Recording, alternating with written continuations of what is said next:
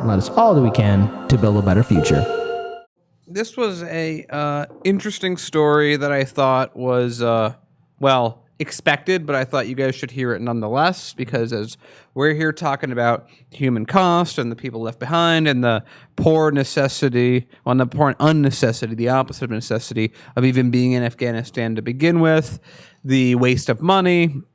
What is the most important question that we should have been asking was, and thanks to MarketWatch, what are the stocks thinking about all this? And how do we got to worry about the stocks and how they're going to worry about this? So let's talk about it.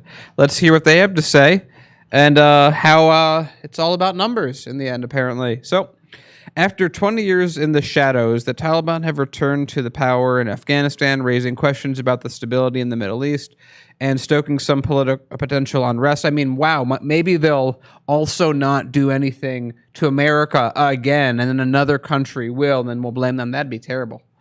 And stoking some potential unrest in U.S. financial markets. I mean, that's what we have to worry about. How are the hedge funders doing? Amid a weekend that was rife with political developments, however, the impact on the stock market with the Dow Jones Industrial Average and S&P 500 and the NASDAQ Composite trading at near record highs, it is unclear. Another thing to mention that we did not mention in the previous segment is it's not like Afghanistan's money or troops aren't going to go anywhere. They're just being shifted to other countries. So the war will continue, just not in Afghanistan anymore. Quote, it's a terrible situation for U.S. folks who are still there, the chief marketing strategist at TD Ameritrade told MarketWatch. Oh, you can't write this stuff. I mean, they did, but you know what I mean. As far as markets go, we'll have to wait and see on the long-term implications. It really suck if your 401k lost 2% because of the Afghanistan pullout. That'd be terrible. What if China gets the boon, which they're going to get on minerals? That'd be terrible for the stock market. Taliban fighters took over Kabul, the Afghan capital, on Sunday. Remember when Biden said, hey, don't worry, we spent all this money, $90 billion, trading 300,000 people so they could just vanish.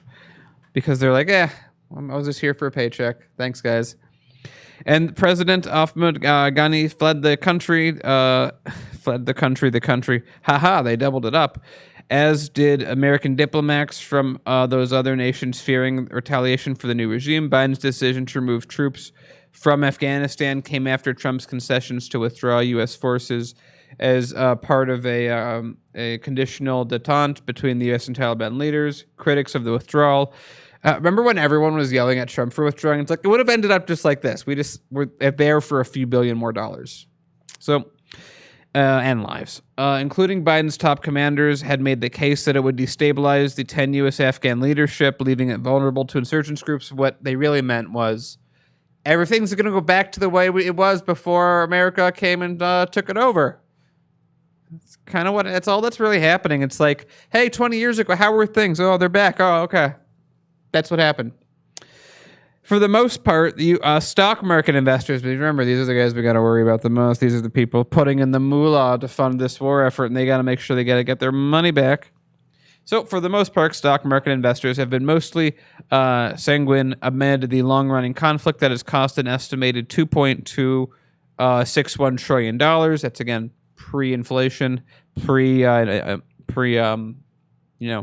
interest. According to research from Brown University's, by the way, isn't it interesting that we're going to pay triple the actual tag price for the war because we're putting it on interest for so long? Something to think about. According to research from Brown University's Watson Institute of International Public Affairs, which estimates that 241,000 people have died and as a direct result in the war, and we have nothing to show for it. If you know someone that went to Afghanistan and died, the only thing that we really have to show for it is that some defense contractors made a bunch of money and China's getting paid. That's it. But they also make sure to mention, because remember, this is what they have to care about. The Dow is up nearly 270%, and the S&P has gained more than 300%, and the NASDAQ Composite has climbed more than 700% since the fall of 2001. So I think the stock market people are going to be okay. I really do not care about them at all. This is exactly what we have when we have corporate useless news where oh, what do the stock people think? They already know how to think about this. They already have their projections.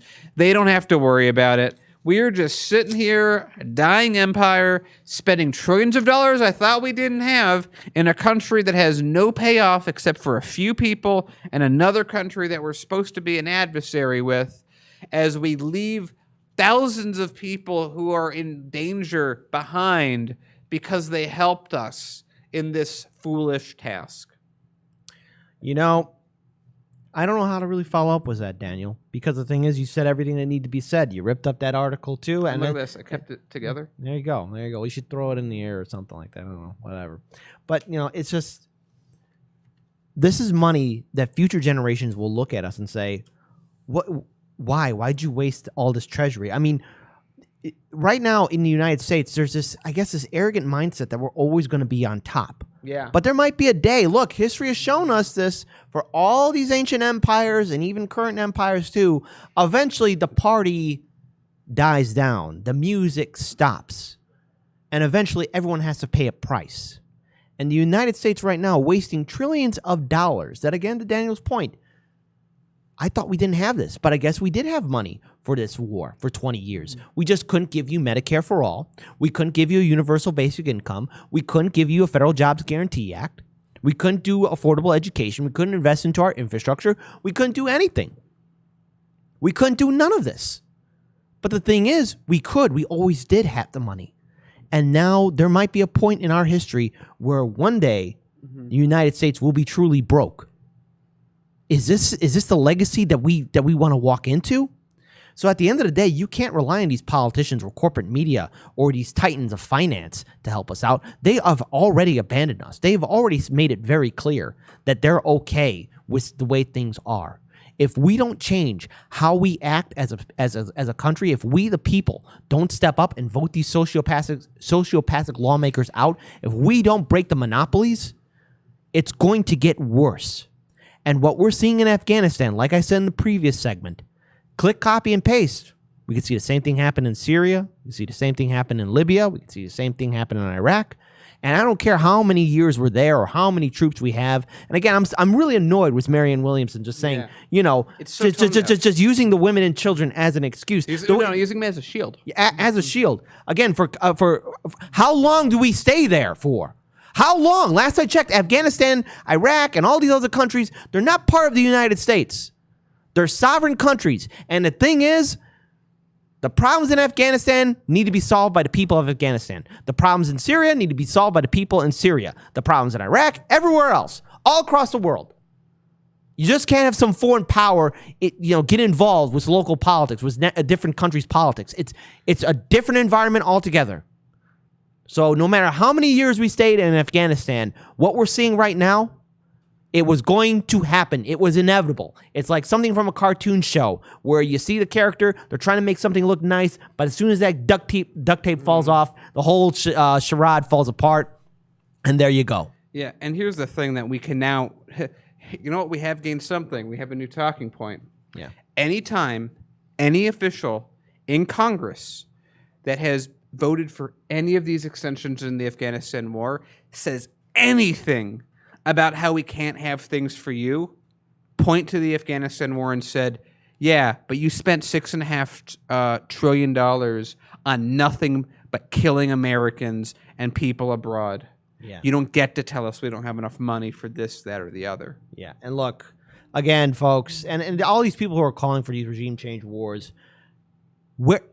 if you want us to stay in Afghanistan, if Marianne Williamson, if this matters so much, set up a humanitarian aid and you go there yourself in Afghanistan. You go there. Well, yeah, you have money. You go there. Why don't you make a fund and do something? Make a deal with the Taliban. Go ahead. You go there. I'm sure that... But enough American treasury. Enough American lives. I'm sure that Marianne Williamson, who cares so much about this issue, was definitely out there already putting together nonprofits, putting in her own money in Afghanistan to help these women. Oh, right. No, never mind. Yeah. She didn't. I mean, again, when you tweet something on social media, be freaking consistent. It's like, oh, you mean the women that we should then bring to not Afghanistan because we put them in that position. Hey, you mean all those translators? You mean all those people that worked for the U.S. military that are now targets because we were there? Just bring them with if they want to come. Yeah. And as a final note for this story, it didn't have to be this. You know bad. what America really does need, though, in all reality?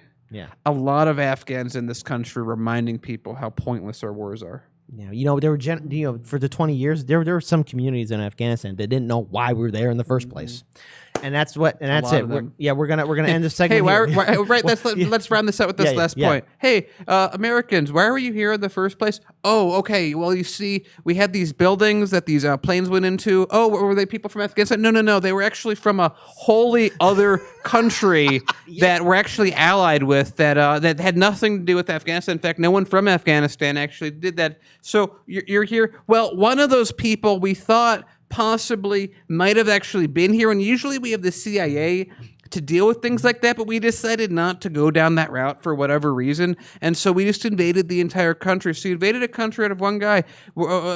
Did you just come? Actually, no. We killed him like a decade ago, and he actually wasn't even in your country. He was in Pakistan. Right next to you guys. So actually, we don't really have a reason that we're here. So, but enjoy. There you go.